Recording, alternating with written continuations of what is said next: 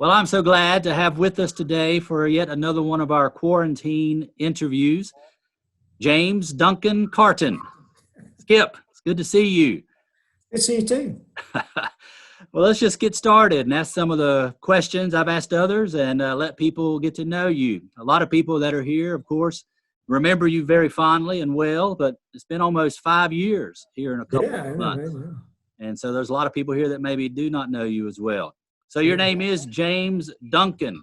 Do those names have any special meaning in your family? My grandfather was Duncan Holland, and I think I was named after him. Okay. I don't know. What about the name of Skip? Where did that come from? I think my mother was reading a book about a sea captain and thought Skipper was a good name, so I was called Skipper, then Skippy, and finally got it down to Skip. And when I graduated from seminary, I was going to try to go by James, and in my first church, I told the committee, the pastor, my name was James. I was associate pastor. Well, one day after church, Clown Ray yells across the parking lot, "Skip!"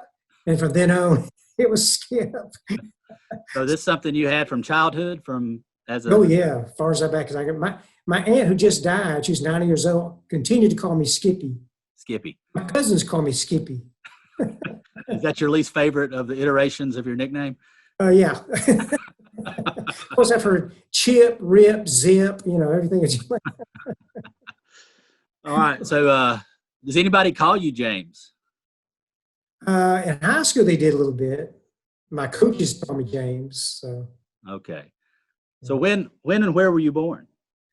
I was born in Columbia, 1950, and where I live right now is only about maybe 3 miles from where I was born. Oh. Providence Hospital is the name of it, or is the name of it. And I grew up pretty much here, all through my life. I moved over to West Columbia, which is about 10 miles from where I live right now. And went to high school, Airport High School in West Columbia, then graduated from there. Went to University of South Carolina, graduated from there in 74. So most of my life has been here, except for, well, I was gone for 45 years until I just came back almost 2 years ago. So I was gone for 45 years, and it's changed a little bit too. Is the house you grew up in, is it still standing? Yeah, it is. In fact, I rode my bike by there the other day, and it's a really tiny little house in a really tiny little neighborhood. But the road where I learned how to ride my bike, I rode down that on my bicycle now. It's 69 years old, and I was 6 years old when I learned how to ride my bicycle there. So it was kind of fun to do, memory lane, kind of thing. What was that first bike you had? I don't know. My daddy brought it home. It was just some piece of junk he found somewhere, and he wasn't going to spend any money on it. Do you have a room by yourself growing up, or did you have to share a room? I shared with my brother. I had a brother, and he passed away about a year ago. How far apart were y'all in age? We were 3 years apart. He was 3 years younger than me. Yeah. Okay, so he shared with you. Yeah, he shared with me. So at elementary school, what was that school again? I went to what they call it BC number 3 or BC number 2. I started at BC number 2, and then in the third grade, I went to BC number 3. Was that a promotion? It's called George I. Pear Elementary School now. Okay. Did you ride the bus there, or bike, or walk? How'd you get there? I was 7 years old, and I'd ride my bike to school. How far of a drive was that? I would imagine less than a mile. What kind of elementary kid were you? Were you obedient? Were you I studious? was a pretty good student. I scored high and all that sort of stuff. But about halfway through grammar school, I think I kind of lost interest in some of it. Sometimes if it was interesting to me, I pay attention. If it wasn't interesting to me, I wouldn't pay attention. So daydreaming was my problem. My report card, James is daydreaming again. One day, the teacher had a cow on a flannel board and was asking questions, and I was daydreaming. I was somewhere fighting a battle against some warriors in my mind, and so she says, "James, how much do you feed a cow?" I thought, why would you ask me how much you feed a cow? I know nothing about cows. I said, well, I think they eat corn. I like corn. I can eat a whole cob of corn, so maybe they can eat 3 cob. I said, 3? And the class died. James, they have 4 legs, Are you telling me that the modern technology of flannel boards was not enough to keep your attention? When did you go to school, man? Oh, back when they just got bathrooms and electricity. Oh, then middle school and high school. What was your high school mascot? You were Eagles, right? Yeah, Airport Eagles. We didn't have a middle school. We had junior high, Okay. same building, and I was there from truth of the matter is I was shifted around quite a few schools. Started out at the airport in the 7th grade, but then my mother moved to Augusta, Georgia, where I went to school in Augusta, Georgia, which I absolutely hated. We finally moved back to Columbia. And then we moved away again. I know this is convoluted, but then I went to, the 9th grade, I started at Airport High School. And before the first football game, which I was on the football team, and before the first game, they sent me to military school. And I was there until December when I got them to let me come home. But then by then, my mother had moved to Charleston. So I went to Charleston High School for the rest of the year. And then in the 10th grade, I started out at Charleston High School. And then at Christmas, I went to James Island High School because I got kicked out of school basically. Would you like to share that story? Maybe not, no. No, I actually threatened a teacher, to be honest with you. Oh, my goodness. You were kind of a roughhouser. I was, yeah. I was a difficult person. But anyway, then I went to BC High School after that. So I went to 6 high schools in 2 years. Wow. And in my junior year, I moved in with my father. And that's when I went back to Airport High School and kind of reunited with all my friends, started sports again that I'd not been able to do for a couple of years. But then I graduated from Airport. That was a really good time. My dad kind of settled me down and he was a good influence on me, gave me a good environment to grow up in, started going to church with him. And my stepmother was very instrumental. She saw what I was like and the needs that I had and my rebellion. So she gave me a Bible for Christmas. And of course, I didn't want a Bible for Christmas, obviously. But so one Saturday afternoon, it was a rainy Saturday afternoon, couldn't do anything. So the Bible was on my bedstand. And I think she may have put it there. So I pulled it down and started reading it. And I started reading Genesis. We start from the very beginning, right? So I started reading. And before I got maybe 5 or 6 chapters, I realized that's what's been missing in my life. Really? Yeah. And I slid down on my knees right beside the bed. And I just, the best I knew how to talk to God, I just said, God, I know I've been disobedient. I know I have been close to you. I don't think about you much, but I really want to now. Just something very special happened in my heart all by itself right there. And then a couple months later, there was a girl in my French class that I started dating, and she was a believer. And we go out on dates. All she talked about is Christian things, and I kept reading the Bible. Then I went to church with her. And then from there, I went there with their youth group to Ridgecrest Baptist Assembly, where I really heard a sermon. You know, it was music week. I'm not a music person, but it was music week. And they had a pastor speaking that week, and he shared the gospel, and I responded. And I'll never forget standing there singing the last hymn. And suddenly, I really to this day believe somebody pushed me out into the aisle. I felt a shove on my back. And I turned around because the girl was standing beside me. I said, you pushed me? She says, no. But out into the aisle I went, and I walked down to the front, and the man, the counselor said, why are you coming? I said, well, I want to know Jesus as my Savior. I don't know how to do that. So he explained how to do that. And from that moment on, there was a radical change in my life. It was like night and day.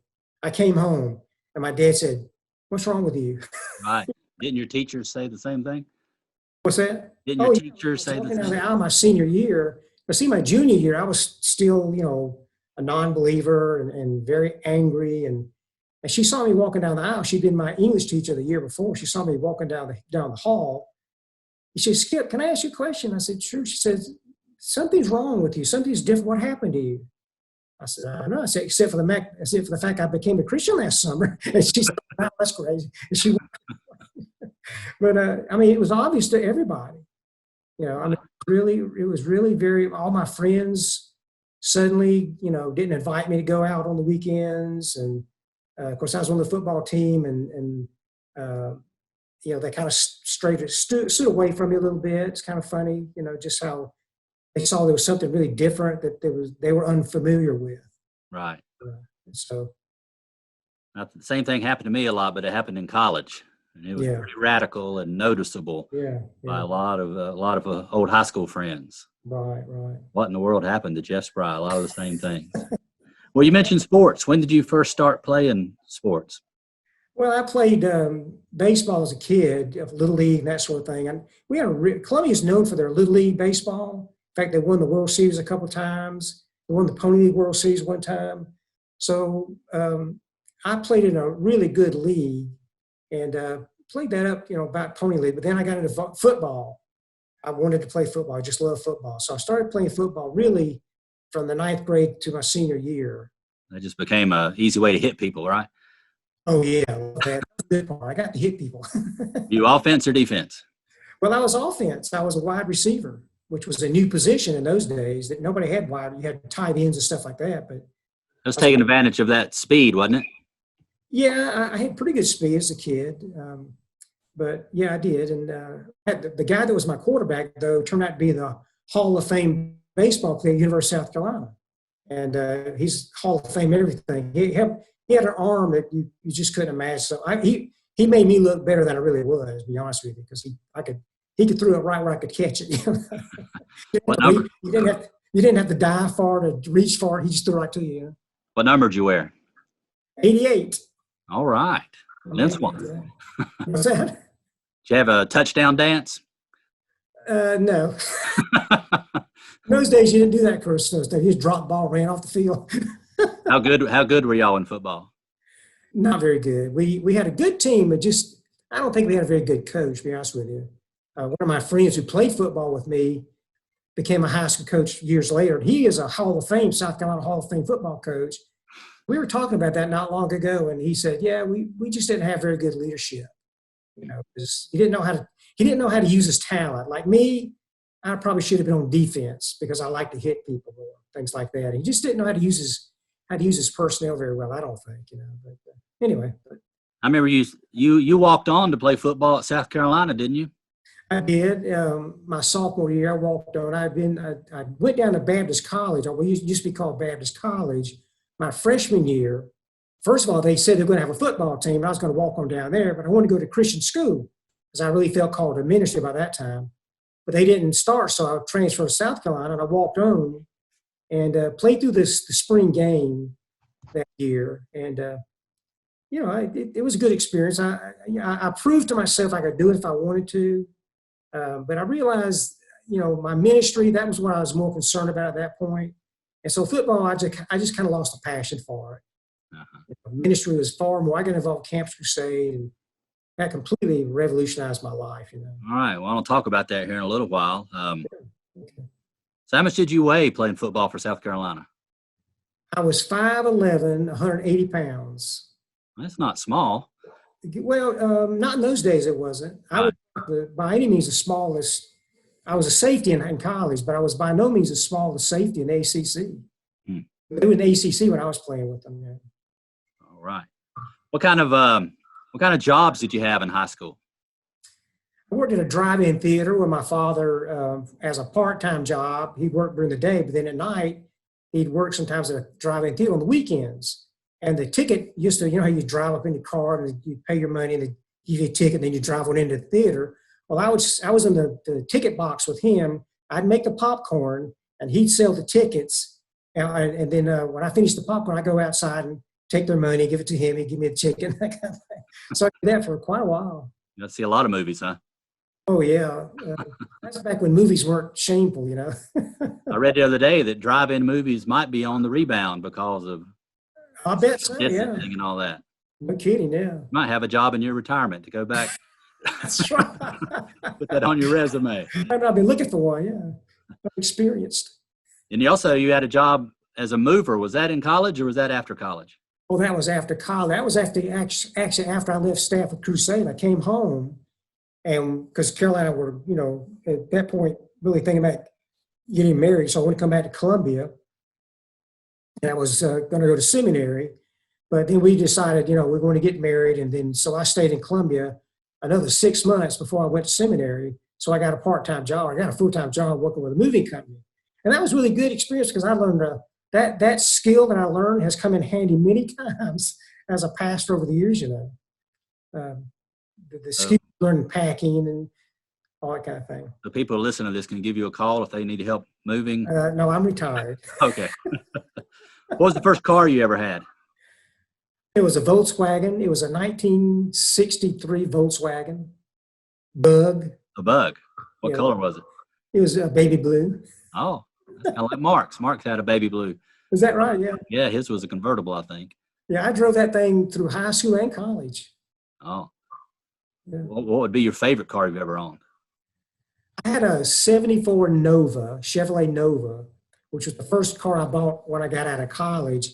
And that was just a really sturdy car. Really, but as far as the best car I've ever owned, I don't know. I had a Ford, I forget what you call it, not Escape. What was a I remember the Escape. You didn't like it. Explorer. Yeah, I had Ford Explorer. Yeah, I love that car. That was a really good car. Very useful. What were your favorite teams growing up as a sports fan? Oh, Dallas. Oh, really? Cowboys, yeah. Everybody loved Dallas Cowboys. Yeah. Roger Staubach, was that your guy? Oh, yeah, man. I love Roger Staubach. Yeah. And, of course, Tom Landry, everybody respected him. So, what kind of styles were you wearing in high school? That was in the late 60s. In high school, we dressed up in high school. I wore dress pants and a dress shirt, which was starched. We had short hair. We didn't have long hair or anything like that. It wasn't until college that we got into bell bottoms and all that kind of stuff. You were bell bottoms. Well, I call mine flare. Were they vertical stripes up and down them all around like candy cane? No, I wasn't a hippie. No, in fact, my brother used to make fun of me because I have never worn a pair of blue jeans in my life. No dungarees. No dungarees. In college, I had corduroys. You remember corduroys? I never wore blue jeans in my life. No, I've never owned a pair of blue jeans. Have you ever owned any and just refused to wear them, or just never even owned them? I've never had any. Can't believe someone didn't just give you one at Christmas just to. Well, I think when I say that, I think Amy Lowry gave me a pair one time, but I just stored it away someplace. How about blue jean cutoff shorts? Have you ever worn that? Never.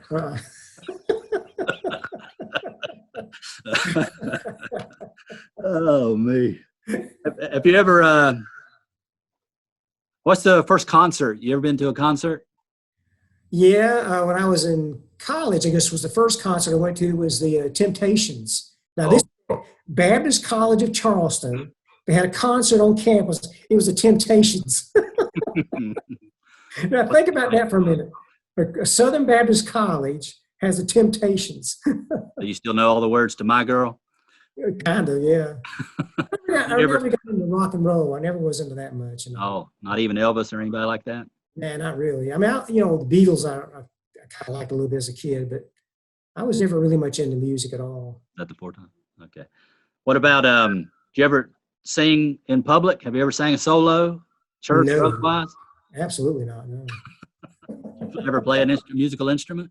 No. Never had any lessons? No. Well, my brother and I started taking trumpet lessons, and I took him for about 2 weeks and then quit. He learned how to play Mary Had a Little Lamb. That's about as far as he got. So that's how long I lasted on the piano. Yeah. Have you ever acted in a play? No, never. Have you ever owned an unusual pet? I don't know the what? An unusual pet. Oh, I had a monkey. His name was Eddie. Eddie the monkey. How old were you? How old were you? I was about 14.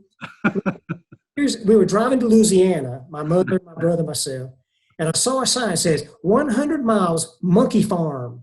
Monkeys 1999. So by the time we got to 900 feet, I taught my mother into buying a monkey. How big was it? A baby monkey? Oh yeah, it was a little spider monkey. And the guy tried to give me a quick lesson on how to raise a monkey, I had to change diapers on the thing. It had a diaper on it. Had a diaper In the on it. car on a family Yeah. trip. Yeah, trying to catch a monkey and put a diaper on it. Yeah. How long did you have this monkey? Until it died. It was about 6 Which months was later, 3 days later in the car. How long did you own it?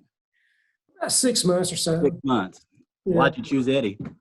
Well, there was a big cage full of monkeys. Guy said, "Which one you want?" I said, "That one." He just reached in, grabbed it, and brought it out. He goes, "Well, it looks like Eddie. They all look the same to me, you know." So. Did it just free roam in your house, or did it have a cage, or? Yeah, it free roamed around, you know, and that's a bad idea. You cannot potty train. You don't potty train monkeys. Oh, so if you were on a family vacation and Walter Ryan said, "Daddy, let me have a monkey," what would you think? No, absolutely not. I mean, I barely let him have a cat. They showed up one day. Oh, that is so funny. What'd you major in at South Carolina? Education.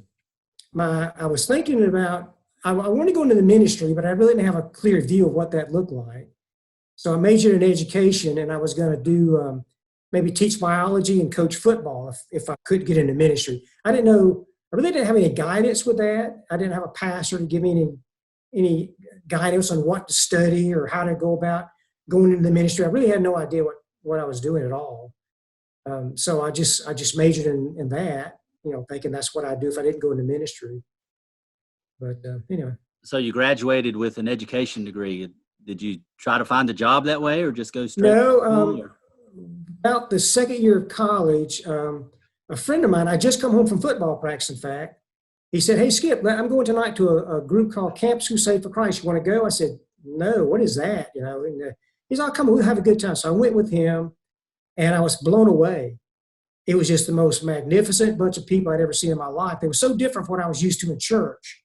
You know, I mean, they were happy and, you know, people my age, and they were very, very mature spiritually, I thought. And the teaching was just like nothing I'd ever heard before.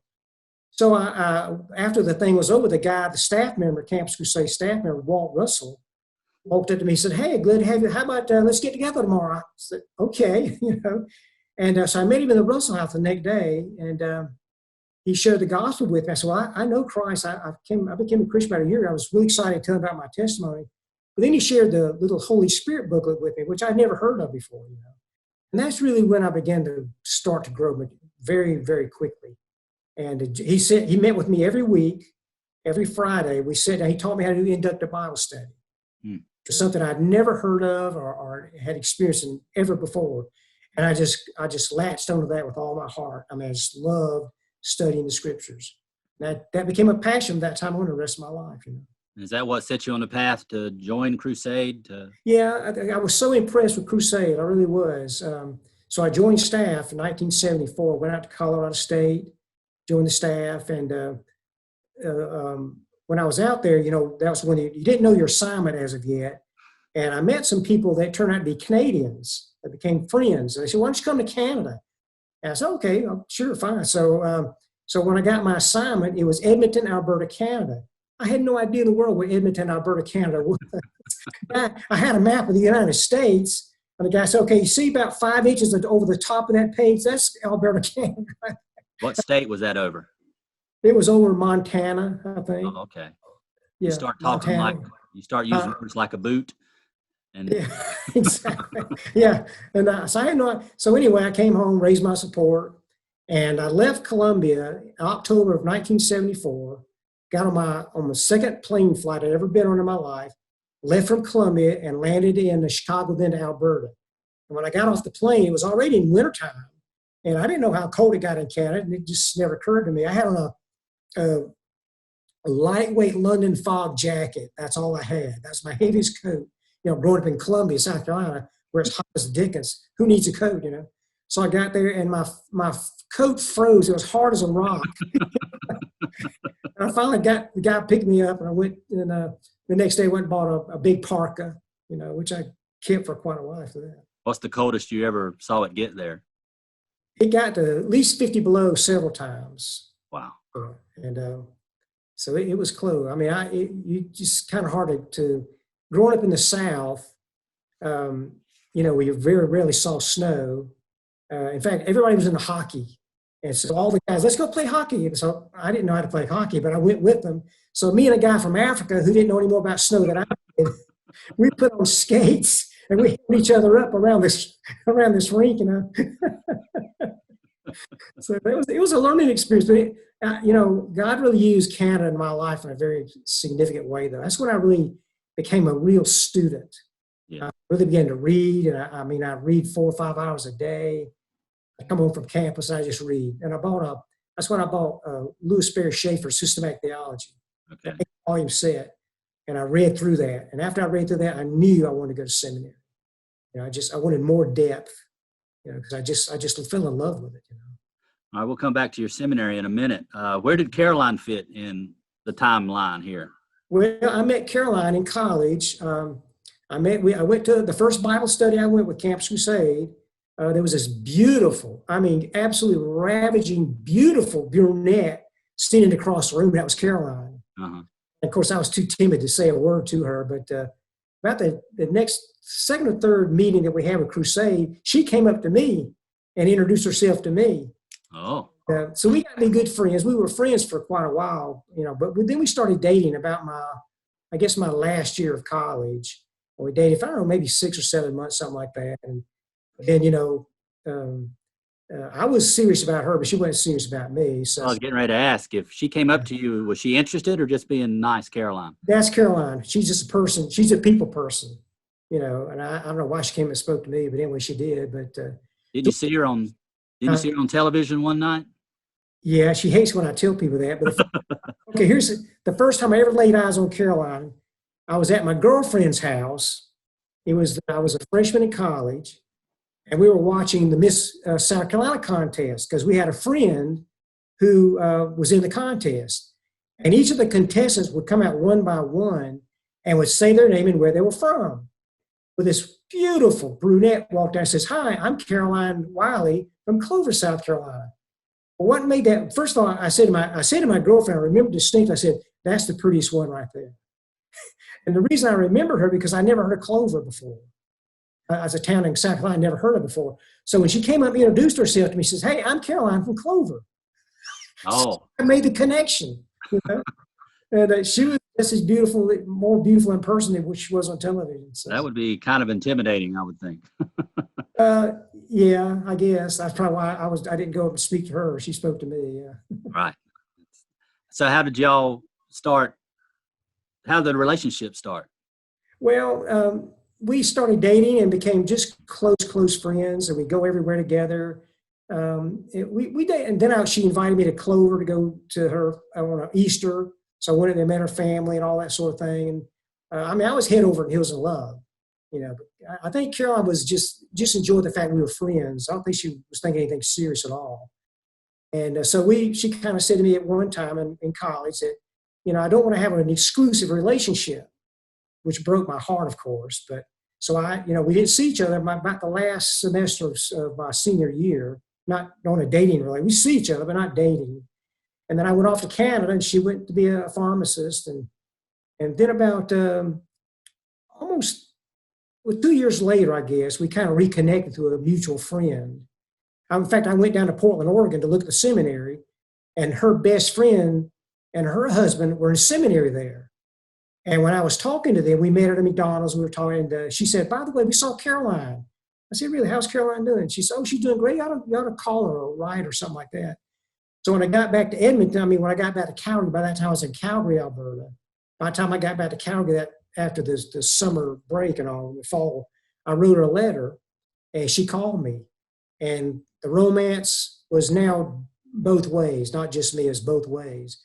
And I said, "Why don't you come up to Canada and come to our Christmas conference, And here's the thing, I had already invited another girl. A girl I met that summer. I invited her to come up. So I forgot that I had invited her because I was so excited about Caroline. So I got 2 girls invited to come to Christmas conference. Fortunately, the girl didn't come, so Caroline did. So Sound like a bad 70s sitcom. I know. Well, I'll have to do this with Caroline here in a little while and get her side of all this as well. Okay. Yeah. Okay. So when did you know you wanted to marry her? Back in 1973, Oh, and this was 1976 when she came to Canada.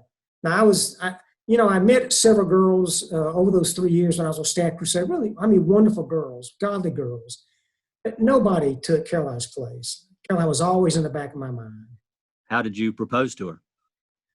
She came up to Canada and we were sitting there talking, I was so surprised she came, first of all.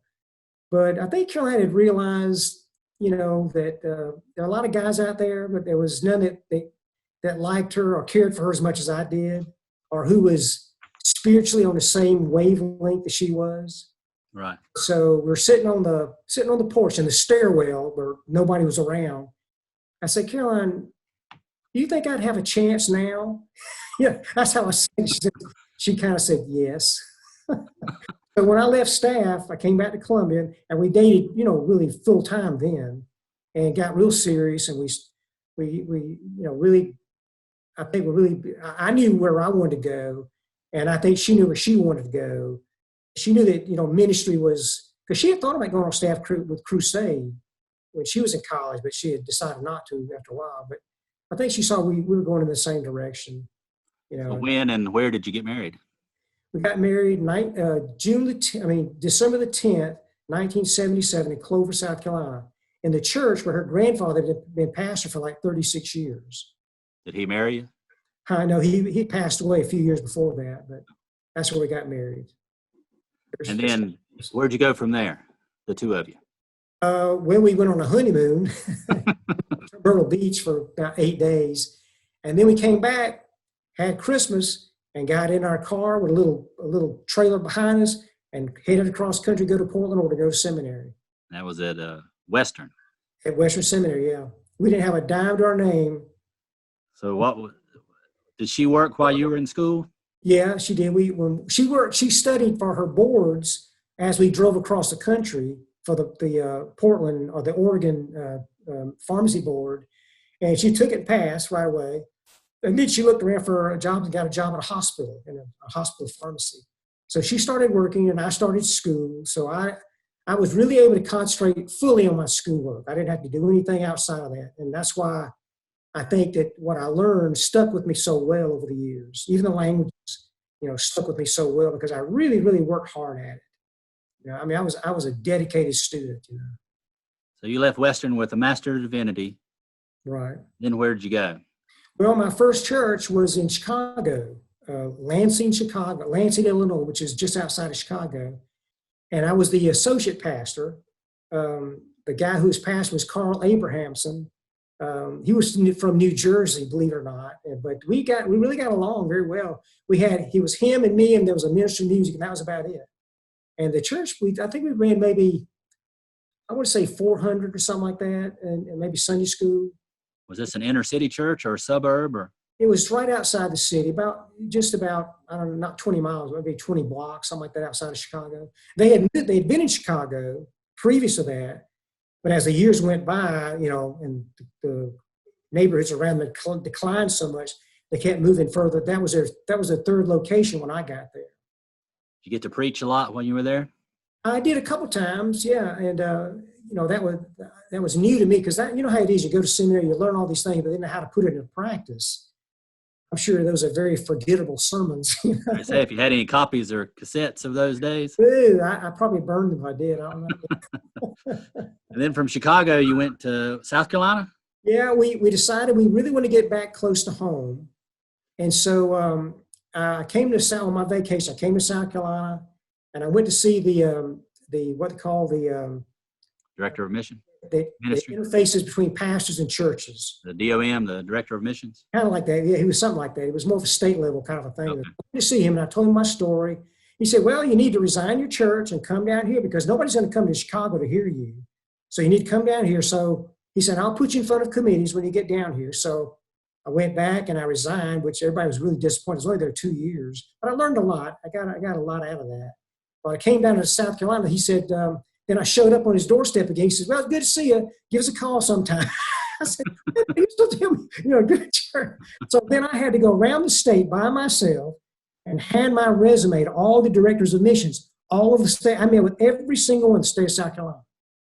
And then after about 6 months, a tiny little country church in Lake City, South Carolina, got my resume and came to hear me. And because a church invited me to come and speak, so I was there. So they came to hear me, and they asked me to be their pastor. So I went there. It's a little tiny church out in the middle of nowhere. Were you looking for a senior pastor job or just pretty much any ministry job? No, I really was. I wanted to be a pastor by that time. I really realized that I wanted to have my own church and, be responsible for it. And it was a good learning experience. I mean, what I learned in Chicago, I learned about how to manage a large church. Of course, I started my doctoral ministry at Trinity Seminary, Trinity Evangelical Divinity School, which I transferred to Southeastern later. But I learned how to manage a large church. But in a small country church, they didn't care about how good your sermons were.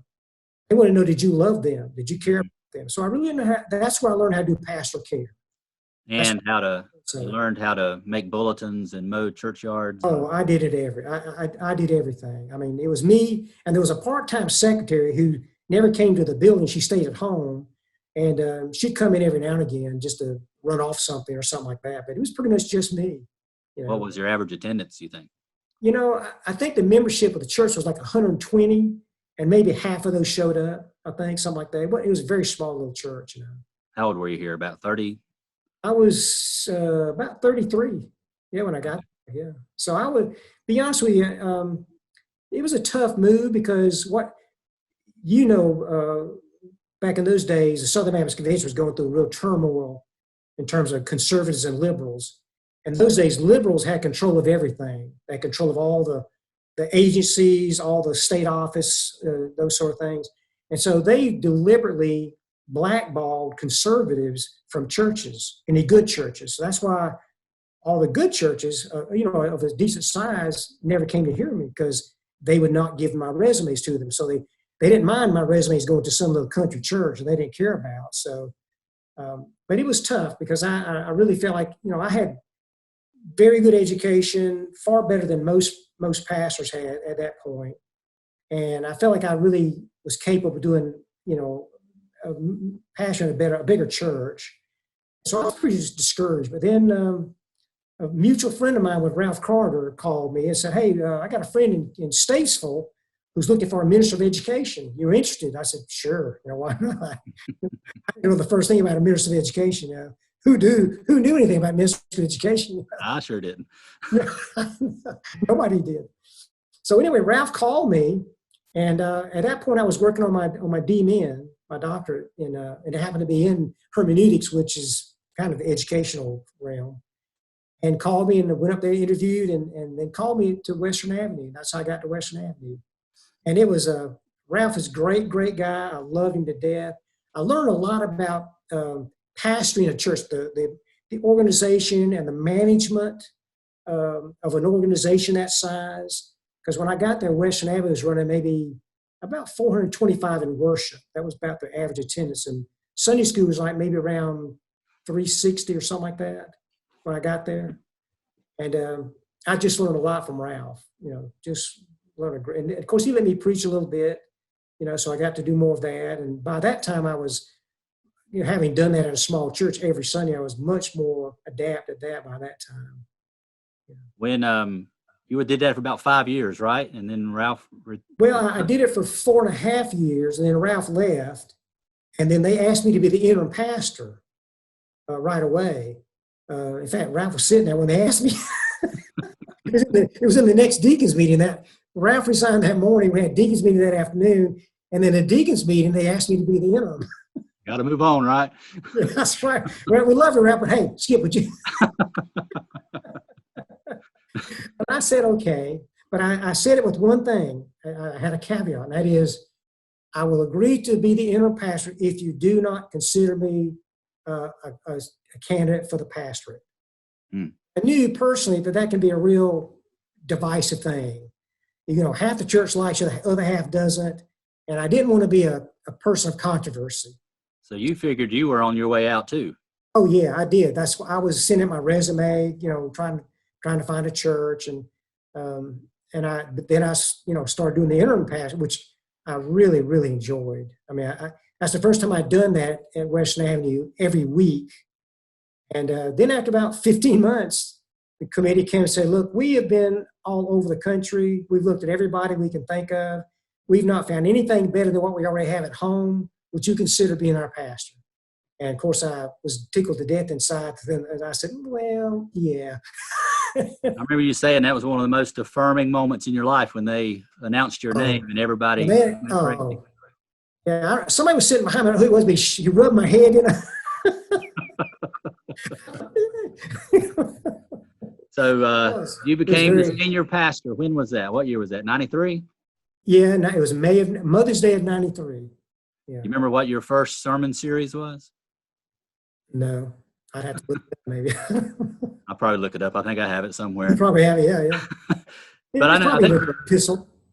Yeah, I think your first sermon was also the last sermon you preached here. Oh yeah, that's right. Yeah. Psalm. I have it down that in let's see here. In May of 92, you did something on decision making. That must have been a Sunday night because that was before decision making by the book. Yeah. Then you did in July of 92, you went through Judges. Oh, did okay, yeah, okay. And then August of 93, you spent a couple weeks in Jude. Okay. And then a long time in 1 Corinthians. Right. And then a lengthy study in James. Right. That's kind of how you started out. Yeah, that sounds familiar, yeah.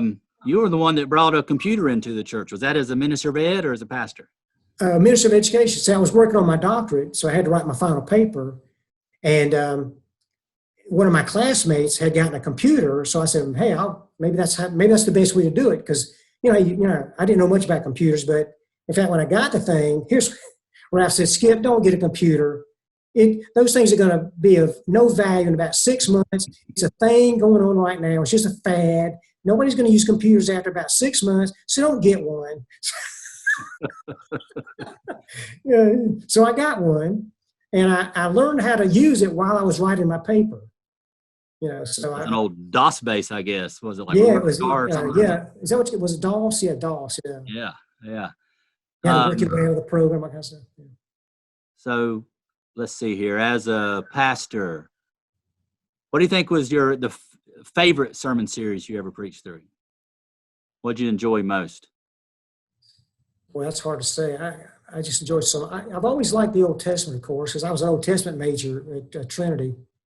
I don't know. It's kind of hard to say. I don't know. Maybe the Psalms. I think I've always enjoyed the Psalms. Yeah. Because there's individual units and different topics and very poetic, very heartfelt. I think I kind of enjoyed those. Maybe that series more than any other I ever did, I think. What do you think was the longest sermon series you ever did? You know better than I do. Probably John. I can tell you exactly how long it was. Yeah, you did John. It was 105 sermons in John. That was your last major series. Last series, yeah. And before that, it was Romans. You did 96. Oh, wow, yeah. The two books of the Bible I would most want to preach, and you preached them right before you resigned. But you can do them now. No, you've already done it. It would be... No, nobody would remember that. You definitely do a better job than I could. I think your 105 would probably be my 210, so we probably wouldn't do that. Was there any book in the Bible that you wish you had preached but never did? Oh, yeah. I wish I had really taught through probably like the Kings, First and Second Kings, Samuel and Kings. I wish I had done those, and Chronicles. So in fact, from Chronicles through Chronicles, Ezra, Nehemiah, I really wish I'd done. I've just recently read those, and there's a lot of good stuff in there. Yeah. Especially when you think about Israel coming back to the land, right? Failure to be faithful again. You know, just so much in that is I think true of the church today. You know, we're just, you know, we went through a time of testing and punishment, and now we come back for a second chance, and we're messing up again. You know, Because if this virus isn't another 70 years kind of thing, you know, in captivity. So you served faithfully at Western Avenue for what, 26 years? No, it'd be 28 altogether. 28 altogether. Yeah, altogether. 23 as senior pastor? 23 as pastor, and then the 5 as Is that the longest tenure of any Western Avenue pastor? Yeah, yeah. Wow, amazing. Yeah, I think Ralph was the longest before me, and he was 15 years. It is amazing that Jake was here for a long 13, I time, think. and then Ralph was here a long time. You were here a long time. It's really amazing. I think a testament to this church to have such long tenures. I told you when I retired and when they were considering you, if you can't pastor Western Avenue, you can't pastor any church. It's the best church and the easiest bunch of people. They follow your guidance. As long as they trust you, you prove you're reliable and trustworthy. They'll follow your guidance and follow your leadership and be supportive. I mean, they're just a wonderful bunch of people. You know that. Yes, I sure do. I've been here it'll be 19 years here in a couple of weeks. Wow, how about that? It's really amazing. Great place to serve. Can't imagine being anywhere else. Speaking of which, we have a staff vacancy. Are you interested in being middle school pastor? If I was a little bit younger, I would. No. Talk about your life since retirement. You stayed around here for a little while, and then you moved to Columbia. What's life like down in Columbia? It's good. I really miss Statesville, and I miss the people I miss Western Avenue. I miss your preaching, to be honest with you. I mean, you're a good preacher. Jeff, I learned a lot from you. I don't think for a moment that I taught you much. I learned a lot from you. So you kept me up to date with the books that are coming out, and you really introduced me to biblical theology, which is one of my favorite subjects now. And you did that for me. You're a good student. You built into my life in a very significant way with that. That means a lot to me to hear you say that, and you surely can't discount the impact you've had on my life. You brought me here. I remember being interviewed by you that very first night. I came, I'd heard about your church just by Googling it and talked to Philip, sent my resume, and I came here for an interview. And I must have walked in the hallway, which is now Mark's office, near where the secretary is. Right. And it said down the hall, room 140 or whatever like that. Right. And I went to find the room just to make sure I was in the right place. And I put my ear to the door, or they in there, and I heard somebody say, "That guy was terrible. He couldn't answer any of our questions." I was like, oh my goodness, what is this interview going to be like? And then I get in there, and one of the first questions you asked me is if I was sublapsarian or supralapsarian. Man, what kind of church is this? Well, I'm very academic, just like you are, and the staff that I called are academic. I think that's important because I'm around and I've seen churches that the pastors haven't had any training. Mm. Therefore, the people don't know the first thing about systematic theology. They don't know anything about the Bible, quite frankly. So I surrounded myself with people like myself, right, who are studious, serious about Bible study, read widely. And so that, you and Mark and Andy and you fit so well with that because that's who you are. That's who I am. So. Well, I saw in you very quickly a kindred spirit with theological thinking. And again, I don't want to discount, never would discount. I can't overestimate the impact you made in my life to push me towards going to get my D-Min with Haddon Robinson and then just sitting and listening to you for 14 or 15 years and model what it means to be faithful to the text and to rely only on the text and not gimmicks or just open the word and preach the word and close the word and let the word have its impact on people. And we saw it from you very faithfully for 20 some years, and that's all we know how to do now. So a lot of that's on you. And, you've impacted me, and I have as much respect for you as anybody on this planet outside of my own dad. So I appreciate that. Means a lot. Means a lot. So you are now at First Baptist in Columbia, and you are teaching at Sunday school? Yeah, this is where I went in college. And when Carol and I started dating again, when I came back from Canada, we also came to First Baptist because it's right downtown, and it's kind of where all the college kids went at the time. It's changed quite a bit, obviously, over the years. But we came back, and I met with one of the staff members to kind of see where I could fit in, and went down to meet him one day and gave him my resume so he could see kind of my background and all that. And it turns out he became the pastor. He was a minister of education at that moment, but the pastor had made his announcement about retirement. And so this guy became the pastor. West Church is his name. And so he plugged me in right away. I mean, I joined on a Sunday morning. That night I was teaching a class, what they call Discipleship Now that night, you know. And then after a while, the Sunday school class I was attending, they asked me if I would, you know, step in a couple. So I did it, but I realized I need to be teaching every week. Because once every month is just not enough. I mean, I couldn't follow the context of the book they were going through, you know, chopping around like that. So when they were looking for the Minister of Education now, who was looking for starting a new class, I said, hey, keep me in mind. And so he asked me to do it. And we started out with one Sunday last September. And we now are up to, got 80 on the roll now, so already. So it's a. Didn't you say you met one of the staff members and he said, oh, you are the Skip Cartin? Yeah. Yeah. I was coming out of a meeting and I said, hey, I'm Skip Cartin. I said, are you the Skip Cartin? I said, I don't know. How's the Zoom classes going? They're going pretty good. I was taking some getting used to, because you know how it is when you have an audience, you gain energy from that audience. When you speak, they give you feedback, and that feedback, you feed off of that. But you don't have that with Zoom. You have to have maybe a list of names or a couple of pictures, but it's just kind of hard.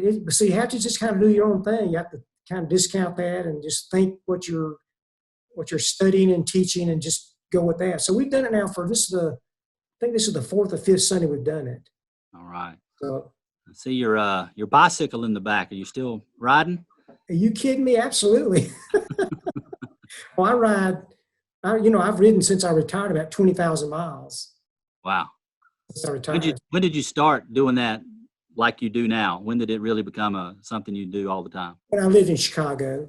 Oh, okay. Ever since Early then. 30s, and I used to jog a lot. But my knees started hurting me when I go jog. They'd swell up. So I thought, gosh, I got to do something different than jogging, you know. And so a guy in the church was a bicyclist. He said, why don't you try bicycling? So I went down to Walmart or whatever, something like that, Kmart, and bought this $200 clunker, you know, and I went out, rode 6 miles and loved it. So then I went and bought a nicer bike. What's the nicest bike you ever owned? I have a 2015 Trek. It's called a Damani. It's a 5.2. It's got a carbon frame. It's got Ultegra components, which is the next from the top. The top is Dura Ace, but the bottom right below that is what's called Ultegra, and I've got that. It's a incredible bike. I mean, it's just so comfortable, and just I've put 10,000 miles on that bike alone. What's the longest ride you've ever had? 100 miles. Oh, wow. Yeah. Have you ever had go ahead. I did that. I went from Clover, South Carolina to Columbia, South Carolina. This is back in the 80s, back in 1982, 83. And I had a Schwinn at that time. And I had a water bottle and a sandwich. And I took off, had no idea what I was doing. You know, I thought, I'm going to ride to Columbia. So it's amazing I didn't die on the way, but I had some money in my pocket so I could stop at little stores and buy a Coke or something like that, you know. You ever had a bad wreck? I fell off a mountain bike one time, but wasn't real bad. No. I flipped over a couple times, but you ever got lost? Oh yeah. My last long trip in Statesville, I was going to try to go about 75 miles, and I got to 57 miles, and I got near Troutman somewhere. And I had no idea where I was, and so I had to call Caroline to come pick me. I got 57 miles out of that point. That's the longest one I've done since then. That's awesome. Well, we sure do miss you here, Skip. We've missed you on Sundays. We've missed you at our staff Christmas parties. And what was the worst gift you ever got at a staff Christmas party? Mark's beard. You got a Ziploc baggie filled with Mark mustache trimmings? You still have it? No. Oh, that's funny. I tell you what, you know what I miss the most from Western Avenue? What's that? Meeting. It's what? Staff meeting. Staff meeting. I love being with you guys. That was so much fun. Didn't we have a great time as a staff? We still do. Yeah, I know you do. It was so great to be around like-minded people where I could talk theology and they'd understand what I was talking about. Mm. we could take a passage and talk about the passage, and y'all would make contributions that I wouldn't have thought about. I just miss that so much. And the laughter, oh, we had a good time. I miss that a lot. You remember the time Philip brought a sound machine into the office? It was that made gas sounds. And he put it under Brian Burgess's seat, and he kept pressing the button. And you got so mad at Brian. We were all there just laughing. I think it was back when we met in your office. Okay, yeah. No, I miss the people too, but I miss that probably more than anything. All that, yeah. Staff retreats, staff meetings, staff lunches. Yeah. It's always just a wonderful place to work. It really is. Be around. Yeah. Well, Skip, I know there's lots more that I could love to ask you, and I'm sure there are questions I'll regret that I failed to ask, but it's been a pleasure. It's almost an hour. It's probably long enough for now. Yeah. Is Caroline nearby? Yeah, Caroline.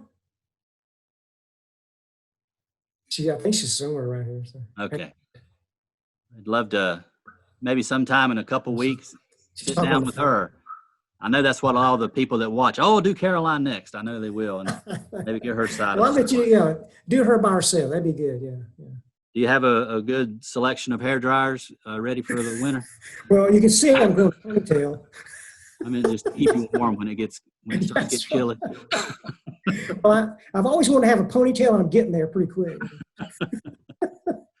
There's a lot more questions I could ask that you probably don't want me to ask. Personal knowledge that I have. But we'll spare your dignity and your old age to let you retire with dignity. And that's good. Yeah. Well, Skip, it's been a pleasure. Thank you so much for letting us do this. Well, thank you, Jeff. Appreciate it so much, man. It's always good to talk to you. I love the people Western Avenue. All right. That. You take care. God bless. Bye-bye. Bye-bye.